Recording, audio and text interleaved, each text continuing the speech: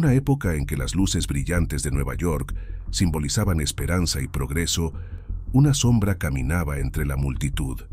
Albert Fish, un hombre de apariencia común, no destacaba entre los miles de rostros que transitaban por la ciudad, pero detrás de su figura humilde se escondía una mente oscura y monstruosa, capaz de actos que estremecerían incluso a los más endurecidos. Para entender cómo un hombre puede convertirse en un símbolo de horror, primero debemos mirar dónde comenzó todo. Hamilton Howard Fish nació el 19 de mayo de 1870 en Washington, D.C., en el seno de una familia marcada por la tragedia. Su padre, Randall Fish, tenía 75 años al momento de su nacimiento, y su madre, Ellen, luchaba por mantener a la familia a flote. Randall murió cuando Albert tenía 5 años, dejando a Ellen sin los recursos para cuidar de sus hijos. En un acto desesperado, decidió enviar al pequeño Hamilton a un orfanato. Fue allí, en el hogar de San Juan, donde comenzó su descenso al abismo. El hogar de San Juan no era un refugio, era un lugar donde la crueldad era la norma.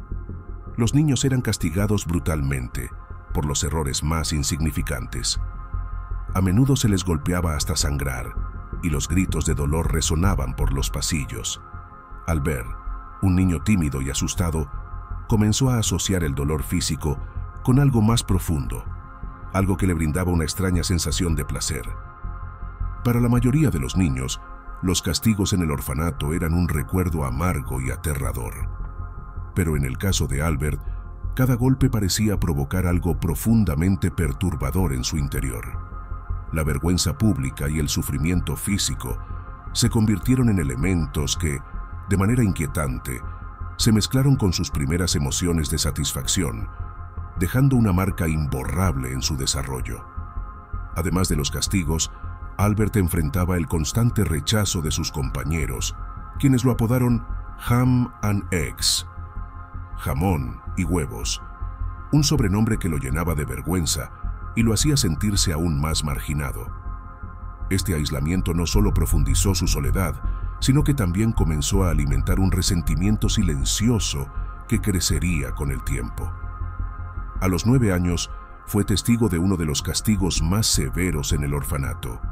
Un niño que intentó escapar fue sometido a un castigo ejemplar frente a todos. Mientras los demás niños miraban con horror o apartaban la vista, Albert observó cada detalle en silencio, un momento que más tarde describiría como un punto crucial en su percepción del poder y el control. Después de varios años en el orfanato, Ellen Fish logró recuperar a Albert, pero el daño ya estaba hecho. Albert había aprendido a esconder sus emociones y a construir una fachada de obediencia. Sin embargo, su regreso a casa no fue un alivio, fue un recordatorio de su aislamiento. Ellen Fish no podía ofrecer estabilidad emocional. Cargaba con su propia desesperación y estrés, y aunque intentaba proteger a Albert, no podía comprender la oscuridad que crecía en él. Además, la familia Fish tenía un historial preocupante de enfermedades mentales. Varios parientes sufrían de alucinaciones, paranoia y depresión severa. Albert heredó este legado, que pronto comenzó a manifestarse. A los 12 años, Albert comenzó a trabajar en oficios menores para ayudar en casa. Pero a medida que pasaban los años, sus pensamientos se volvían más oscuros. Fue alrededor de esta época cuando empezó a experimentar con el dolor de formas perturbadoras, clavándose agujas en la piel y quemándose con objetos calientes. Estas prácticas no eran solo un escape, eran un ritual que le brindaba un retorcido sentido de control. La adolescencia de Fish estuvo marcada por un profundo aislamiento. Evitaba las relaciones sociales y se sumergía en su mundo interno, donde sus fantasías se volvieron cada vez más violentas. Aunque trabajaba como pintor de casas y se mantenía fuera del radar, en su mente ya había comenzado a planear actos que el mundo no podría comprender. A medida que Albert Fish crecía, La vida parecía obligarlo a adaptarse. Ya no era el niño marginado del orfanato, sino un adulto que intentaba encontrar su lugar en una sociedad que, para él, siempre había sido ajena. Aunque los ecos de su infancia seguían resonando en su mente, Fish aprendió a esconder su verdadero ser detrás de una máscara cuidadosamente construida de normalidad. Era un hombre que pasaba desapercibido, con una apariencia sencilla y sin pretensiones. Sin embargo, esa máscara era solo una fachada que ocultaba deseos profundamente perturbadores. En las calles de Nueva York, Fish era solo uno más entre la multitud. Trabajaba como pintor de casas, un empleo que le ofrecía la posibilidad de moverse constantemente y, en su mente, nuevas oportunidades para satisfacer los impulsos que lo atormentaban. Era un hombre pequeño, de poco más de 1,5 metros, con cabello canoso y modales tranquilos. No levantaba sospechas. Nadie podría imaginar que este hombre aparentemente insignificante escondía un mundo interno lleno de oscuridad y perversión. En casa, Fish parecía un padre devoto. Se casó en 1898 con una mujer que compartía sus raíces humildes y juntos tuvieron 6 hijos. A ojos de sus vecinos, era un hombre trabajador que se preocupaba por su familia. Pero los que vivían bajo su techo veían otra cara de Albert. Aunque no hay evidencia de que fuera físicamente violento con sus hijos, su comportamiento era errático y perturbador. Según los relatos de su propia familia, Fish realizaba actos que ellos no comprendían, como infligirse dolor o leerles pasajes bíblicos con un tono que oscilaba entre lo severo y lo delirante. Durante este tiempo, Fish comenzó a explorar su lado más oscuro en secreto. Experimentaba con el dolor físico, clavándose agujas en su cuerpo, especialmente en el área de la pelvis. Más tarde, los médicos descubrirían que más de 20 de estas agujas se habían quedado incrustadas en su carne, una evidencia inquietante de sus prácticas autodestructivas.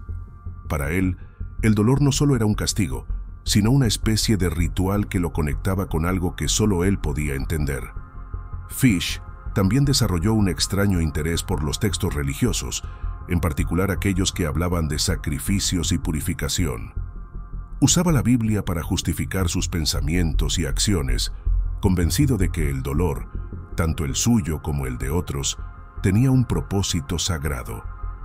Su mente retorcida reinterpretaba las escrituras para adaptarlas a sus propias fantasías, creando una peligrosa combinación de fervor religioso y perversión. Poco a poco, Fish comenzó a perder la capacidad de contener sus impulsos. En privado escribía cartas a personas al azar, llenas de lenguaje grotesco y descripciones de actos que planeaba realizar. Estas cartas, aunque no siempre llegaban a sus destinatarios, eran un reflejo de la mente cada vez más perturbada de Fish. Su obsesión con el control y el sufrimiento estaba alcanzando un punto crítico. A medida que pasaban los años, Fish dejó de centrarse únicamente en infligirse daño a sí mismo. Sus pensamientos comenzaron a volverse hacia otros, en particular hacia los más vulnerables. En sus caminatas por la ciudad, observaba a los niños jugar en los parques o en las calles, y sus fantasías empezaron a tomar forma. Lo que al principio era un pensamiento pasajero, se convirtió en un deseo que no podía ignorar. Fish sabía que no podía permitirse ser descubierto, por lo que desarrolló una habilidad inquietante para ganarse la confianza de quienes lo rodeaban.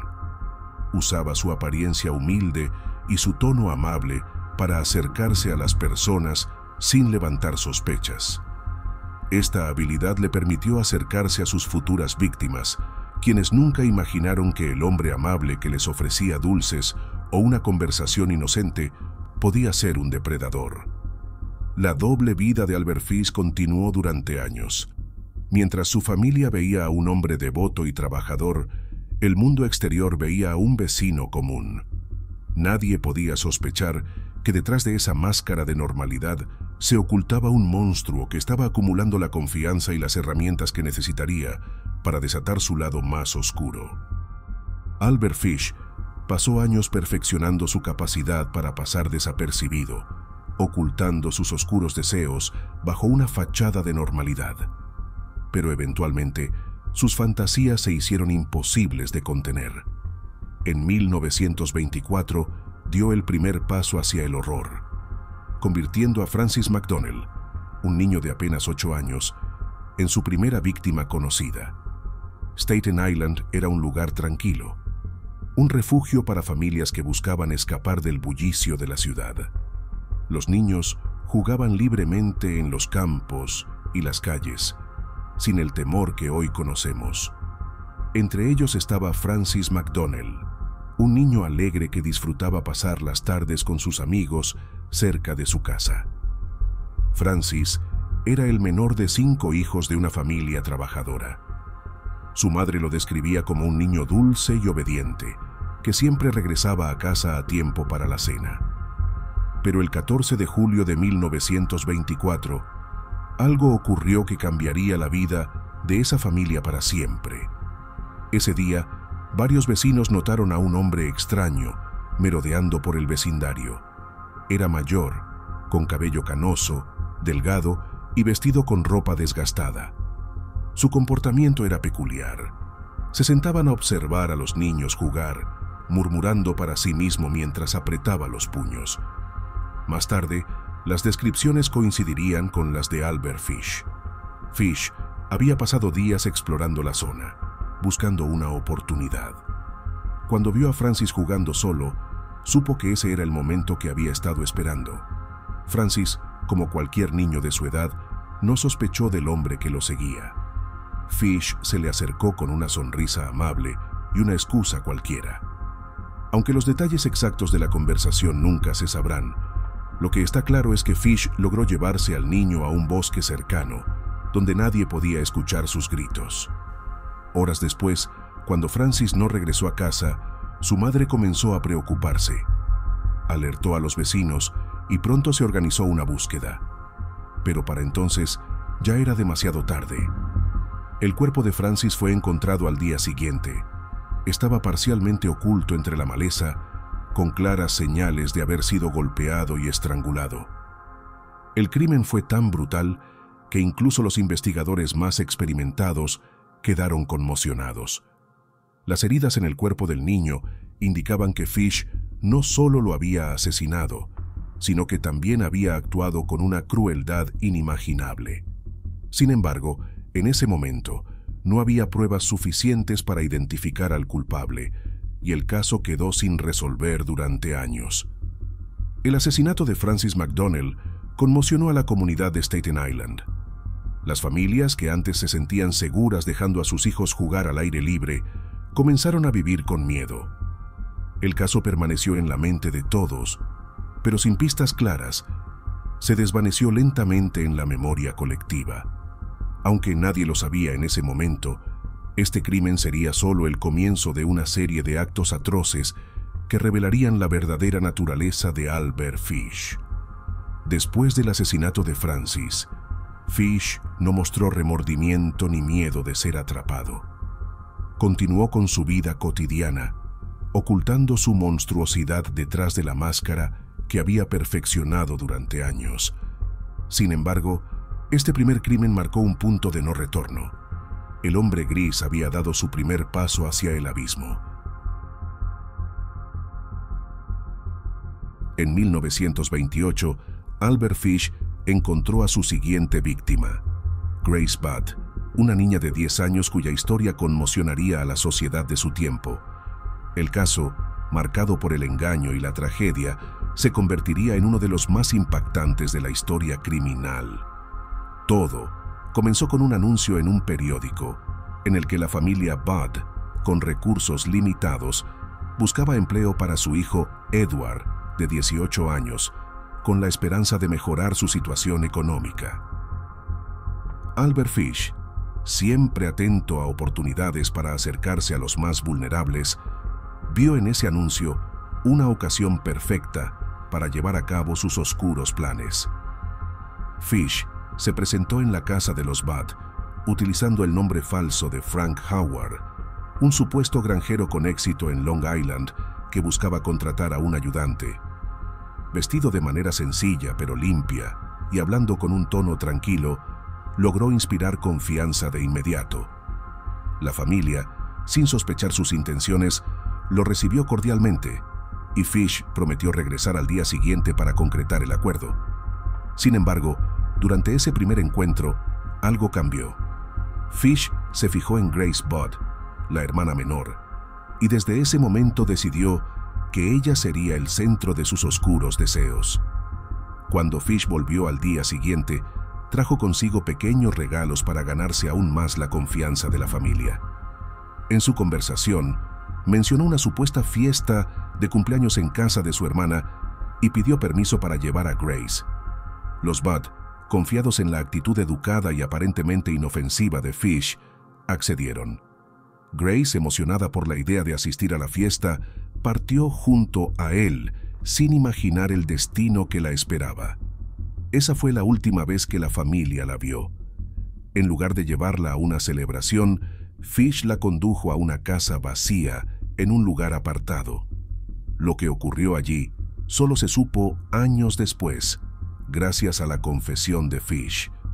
Durante 6 largos años, los Budd vivieron en la incertidumbre y el dolor de no saber qué había sido de su hija, mientras mantenían la esperanza de volver a verla. Mientras tanto, Fish continuó con su vida cotidiana, cambiando de residencia y manteniendo la apariencia de un hombre común y corriente. En 1934, el silencio fue roto por una carta que la señora Budd recibió en su hogar. Aunque el contenido de la carta era profundamente perturbador, permitió a las autoridades rastrear a Fish y detenerlo. En esa confesión escrita, Fish describía con frialdad lo que había hecho con Grace, mostrando una completa falta de remordimiento. Los detalles revelados en la investigación estremecieron incluso a los detectives más experimentados. El caso de Grace Budd no solo puso fin a la libertad de Albert Fish, sino que también dejó una marca imborrable en la sociedad de la época. Este evento es un recordatorio de cómo la apariencia puede ocultar las intenciones más siniestras y de lo importante que es proteger a los más vulnerables frente a aquellos que buscan aprovecharse de la confianza de los demás. Aunque este crimen marcó el principio del fin para Fish, su historia continuaría revelando los horrores que había cometido a lo largo de los años. El arresto de Albert Fish en 1934 dio inicio a uno de los juicios más perturbadores y comentados de la historia criminal estadounidense.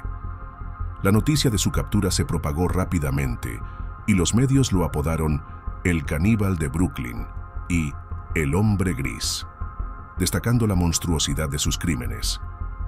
Las primeras revelaciones sobre su vida y los actos cometidos causaron un impacto tan profundo que el juicio se convirtió en un espectáculo público.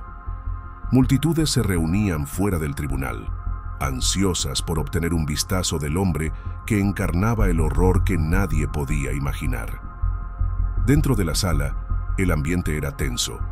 Fish, con una serenidad que resultaba inquietante, escuchaba los testimonios y examinaba las pruebas presentadas con una actitud indiferente. A veces, parecía incluso disfrutar de la atención.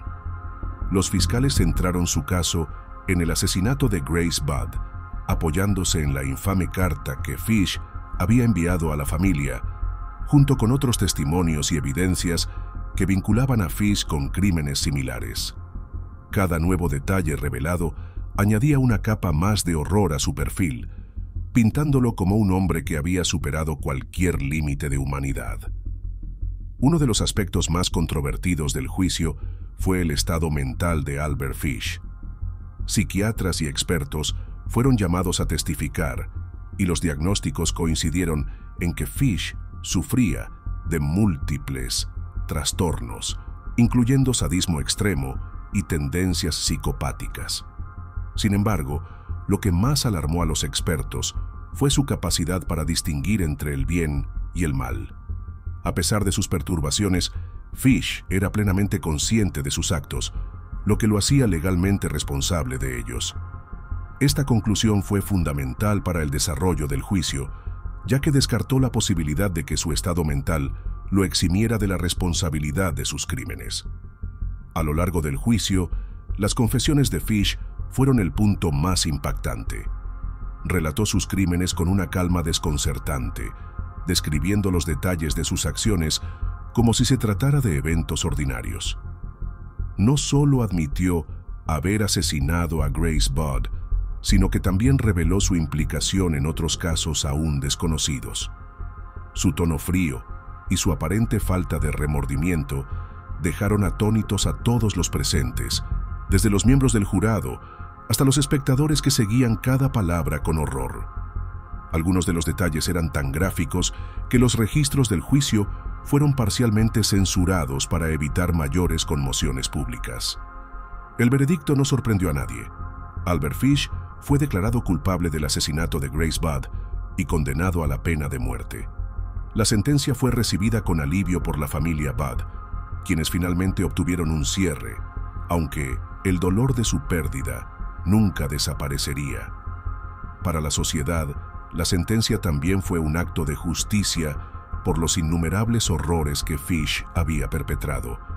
Sin embargo, incluso en el momento de escuchar su condena, Fish no mostró arrepentimiento ni emoción alguna. Permaneció en silencio, aceptando su destino como si fuera un paso más en su retorcida vida. El juicio de Albert Fish no solo puso fin a su reinado de terror, sino que también expuso las profundidades de la maldad humana y la fragilidad de una sociedad que no supo detectar a un depredador que vivió años bajo una apariencia de normalidad. Su caso dejó una marca imborrable en la memoria colectiva, y el tribunal se convirtió en el escenario donde se revelaron los horrores que Albert Fish había escondido durante tanto tiempo. Sin embargo, incluso después de su condena, su historia continuaría siendo un recordatorio de que los verdaderos monstruos no siempre son fáciles de identificar. Si te ha interesado esta historia, no dudes en darle me gusta, suscribirte y darle a la campanita para estar notificado sobre futuros contenidos. Hasta la próxima, y manténganse seguros y atentos.